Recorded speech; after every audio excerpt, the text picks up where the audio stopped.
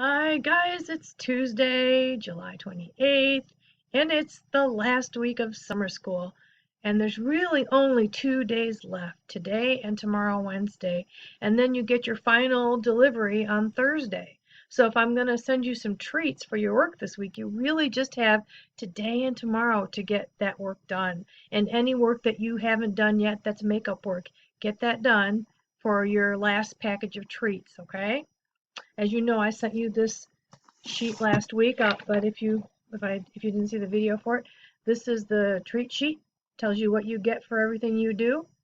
You get a big bag of chips for doing Dactyl Hill, but if you don't feel like doing Dactyl Hill, you can still earn treats for doing the warm-ups, which is a smaller treat, but it's still a treat for doing a nonfiction reading page, which there's one in your packet this week. And if you don't want to do Dactyl Hill at all, you can just write a summary of one of the other books you read. And you can do the math assignment for 10 points. And if you do all your work, you get an extra piece of candy. So this is the treat sheet. You can look at that again if you want to remember. And also I put how many points everything is on our assignment sheet. So today and tomorrow, get as much as you can done, okay? Because this is the end. Let's look at our assignment sheet. Important note, this is our last week and our last delivery is Thursday, day after tomorrow, 7:30. So you want to earn points, you have to do your work and turn it in by 7 p.m. on Wednesday. That's the last time I'm going to look, because then I got to hustle around and get the treats together for you. All right, Tuesday today we're going to do chapter 9 of Dactyl Hill. Tomorrow is a math day. Instead of Thursday, we're doing it on Wednesday. And that's an important one. Watch the video. It's kind of tricky, but you do get points for that. And also there's a multiplication worksheet. Then if you want to go ahead and if you really like the book Dactyl Hill, it's a cool book, you want to go ahead and earn some extra points, you got to do this before Wednesday night, you can go ahead and do chapter 10 too. I'll post the video for it. And there's a nonfiction reading thing called the Brachiosaurus. You can do that for points. And just like last week, if you want to read another person from the top 20 Daredevils and write a summary, that's worth 20 points. If you want to read an article in Scope magazine, that's worth 20 points. Or if you want to read Inside of a Dog for 30 minutes, that's worth 20 points. But all this has to be done before the end of the day tomorrow. Okay, so I can count it up and get ready to give you your treats. Alrighty, so let's look at our questions for chapter 9. Remember in chapter 8, they had gone into the records room. They went back to the orphan asylum and it was totally burned down. But part of it was still okay. So Amias and Magdalise went in because Amias said, we have to get our records. They tell about our lives. They're an important part of our lives. They tell when we were born and who dropped us off and maybe some names of some people that we might need to know about. So they're going in there to get those records. The words we need to know today are ledger, which is a record book, convulsed, which means a violent, involuntary movement, wielding, which means carrying or waving about, and the medallion is a large circular metal pin or necklace, usually hanging around your neck, but sometimes it's pinned to you. It's a large metal pin, and usually it has some kind of a picture on it. And Riker has a medallion which has a picture of the club he belongs to, which is not a nice club. All right, number 1, how are the files sorted? Which files does Magdalise find first? Number 3, who came into the room holding a shotgun? Number 4, what does Cymbeline do and Magdalise and Amaya explain what they're up to? Number 5, who's been protecting the other kids waiting outside on the Brachie? Remember, the other kids are on that big Brachiosaurus, which they got on to try to save Two-Step, and everybody climbed on and just got away from the fire of the theater and went over to the orphan asylum and found out it was burned down. What was dumped in the dumping grounds? Number 7, the kids noticed that nowhere nearby is safe, so Cymbeline suggests they head blank and blank towards the blank. Number 8, describe the riders who were chasing after them on the ankylosauruses. What did they look like? And who did Magdalise see was one of the riders? There's no journal question today, so if you want to earn extra points, just read something else and do a journal on it, okay? Okay, Dactyl Hill Squad. Move my thing back here. And chapter 9 starts on page 54. So get your books out. Get your guided reading out. Page 54. Chapter 9, The Records Room. The hefty ledger books waited on a huge wooden bookshelf that took up the far wall of the dim room. How many broken lives and secrets did that monster hold in its bowels? Magdalise wondered as they stepped up to it. Okay, look, Amaya said. It's sorted in alphabetical order, not year, so we have to find each of our files. It's sorted how? This is question 1. Alphabetical order. So by last name, probably. And Magdalise is Roca, so she's going to look for the R's, right? To get yours, plus you get yours, plus 2 steps and Sabine's. I'll find mine and Mapper's. They got to work. Outside, the city still convulsed with rioting and looting. She hoped the others were safe, but she had to put them all out of her head and concentrate on the scribbled names flying beneath her fingers. So many children. There'd been no sign of anyone around, which probably meant they all got away before the fire got them. Mr. Calloway had probably been giving them time to escape, fending off the attackers when and we know from our nonfiction reading about the orphan asylum that in real life the orphans did escape. Excuse me. Okay. She tried to shake away the thought and refocus on the names. Raymond, June. Richmond, Alfred. Roner, Mary. She's in the R's, right? All these names, each belonging to a young person who might be lying dead somewhere right now, or worse. Aha! Magdalise yelled when she saw her own name. She tore the pages right out of the book, along with those of Montez, Julissa, and Celia. So whose names did she find first? Herself and her family, right? Amaya gave her a quick nod of approval and went back to leafing through the ledger she'd pulled. A sound came from the corridor, and then another. Footsteps. Magdalise and Amaya both leapt to their feet at the same time. Excuse me a minute. I need to drink a coffee for my throat. Okay, here we go. Girls! Cymbeline yelled, rounding the corner, shotgun at the ready. Who is it?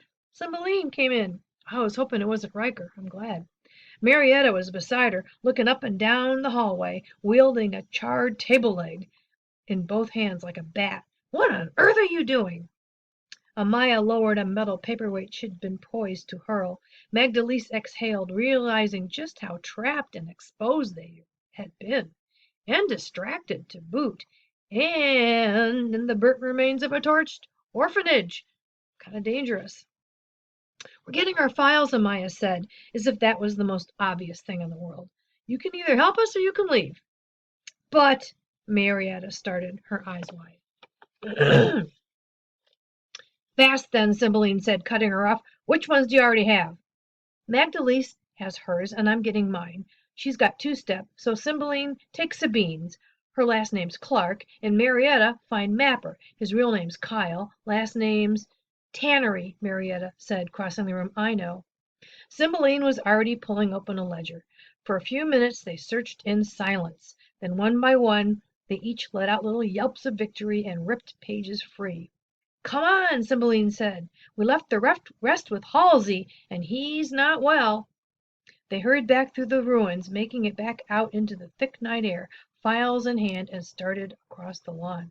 Okay, let's pause a minute. Look at that question that says, what does Cymbeline do? She helps them out, right? I think that's B. She said, okay. She doesn't make them leave. She helps them find the files. And then they run back out, and it sounds like they left the kids with Halsey. Which is who's taking care of the kids on the dinosaur. Come on, 2-step yelled. We're coming back. Magdalise's tummy lurched as she saw Mr. Calloway's body still dangling from the lamp post. Beyond that, Mapper was scrambling back onto the bracky, while Halsey Crunk pointed an old flintlock pistol at something Magdalise couldn't see. He's protecting him, isn't he? 2-step ran up to them as they passed beneath Mr. Calloway's boots. Another dino gang showed up, 2-step explained. Mr. Crunk took some shots at 'em, and they ran off, but we seen 'em scurrying around the shadows again just over there. Back! Halsey yelled. He cocked the pistol with a loud click as Two-Step, then Marietta, clambered on the side of the bracky. Halsey let the hammer fall. A fizz sounded. With a smoky blast, the pistol fired. Magdalene flinched at the bang, then grabbed hold of the stirrup and scrambled up. The bracky took an uneasy step forward. Easy, Magdalene whispered in her mind. Easy. Go, Cymbeline ordered, patting her brother on the shoulder. Everyone get on. She popped some more shells in the chamber of her shotgun. Halsey climbed halfway up. Magdalene and Two-Step reached down and grabbed his sweaty hands and pulled him the rest of the way. Good job protecting the kids, Halsey. Amaya was still catching up behind them. Which way? Magdalene asked Mapper. Depends. Where are we going? Magdalene glanced out into the street, where a few scattered figures seemed to dance amidst the shadows. A handful of blocks north lay the huge wilderness that an early black settlement had been cleared out of to make room for the dumping grounds. So there was a settlement, that means a neighborhood of black people living there, because even up north where they were free, they were separated. It's called segregation. So they had their own little neighborhood, but they got rid of them. They kicked them out so they could put the dumping grounds in. Now, what is the dumping grounds? We'll find out. Stegosaurus would haul massive carts full of collected dino poop up there at the end of each day. You could catch whiffs of it all the way downtown. There were rumored to be vicious feral raptor packs lurking amidst the stink piles, and possibly even a wild tyrannosaurus or two. So that was out. What do they dump in the dumping grounds? Dino poop. On the other side, smoke still rose in thick plumes over the rooftops as the riots raged on. They're trying to figure out which way to go. They can't go into the dumping grounds. On the other side, there's smoke still rising. The Dino Feed warehouse district might have offered somewhere to hide, but they'd already passed it, and clearly the rioters were running around there too. And the Raptor Claw seemed to be the very heart of so much of the rioting. That's where the theater was. The Stink Pit, a rugged sprawl of collapsing tenement buildings adjacent to the Claw, probably wasn't any safer. She shook her head. I don't know. Seems like there's nowhere safe. The riots are all around them. Here's Cymbeline's solution. This is one of your questions. Head south and east toward the river, Cymbeline said. I have an idea. If you look on the map, there's two rivers, so I wonder which river she's going to. The bracky took another step forward, anxious to bolt. Hold, big fella, Magdalene thought. Almost time. Then a raptor emerged a few blocks away, its shiny, blood-red body bent forward in a low, stalking position, the hooded rider leaning all the way back to stay balanced. The dino began slinking along Fifth Avenue, snout close to the ground. The rider raised something to his mouth, a whistle, Magdalene realized, just as the shrill blast rang out. The bracky stumbled forward a few startled steps. Come on, Magdalene yelled. Amaya was halfway up in the saddle, holding the satchel of files out for them with one hand. Two-Step snatched them, passed them to Mapper, then helped her the rest of the way up. Cymbeline jogged along beside them, steadying her shotgun, and then just shook her head and swung herself alongside the saddle. Behind them, 3, no, 4 ankylosauruses skittered out into the street ahead of the raptor.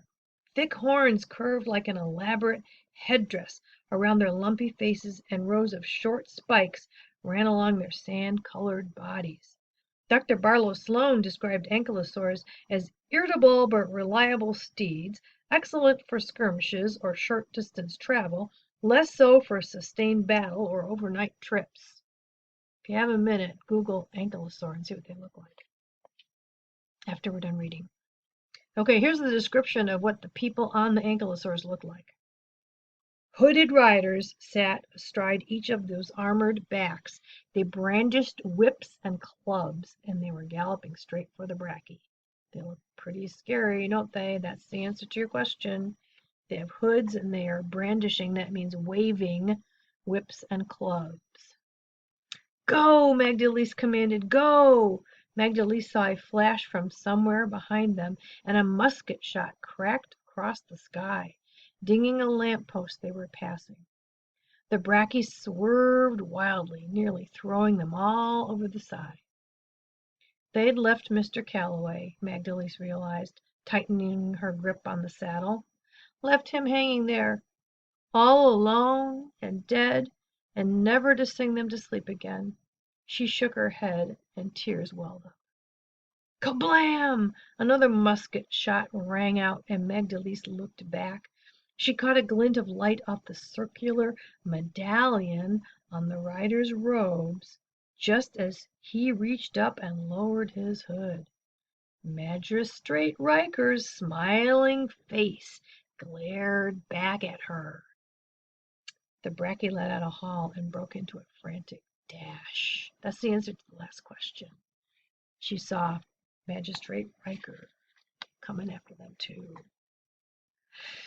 All right, you guys, this is the last chapter I have time to read for you before the end of summer school.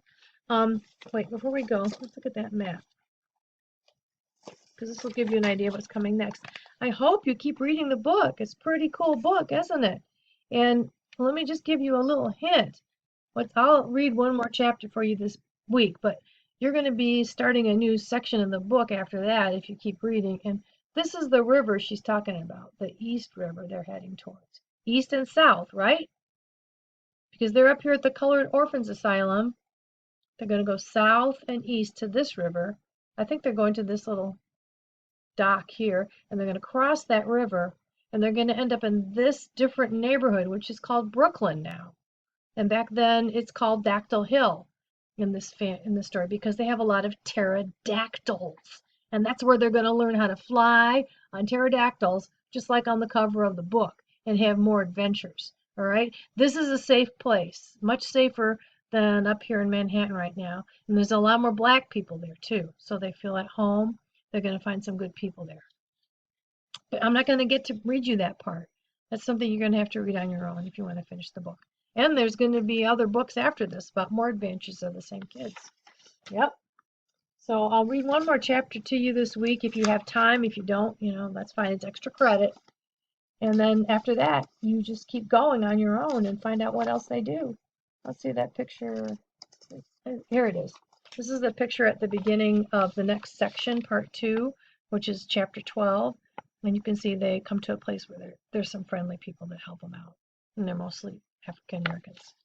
Alrighty, that's the end of chapter 9. I hope you keep reading Dactyl Hill. I hope you keep enjoying it. You have my phone number. Text me if you finish it. Let me know what you thought. And do some other extra credit work. Get it all done. Get it in. Tomorrow we'll do some math. Bye.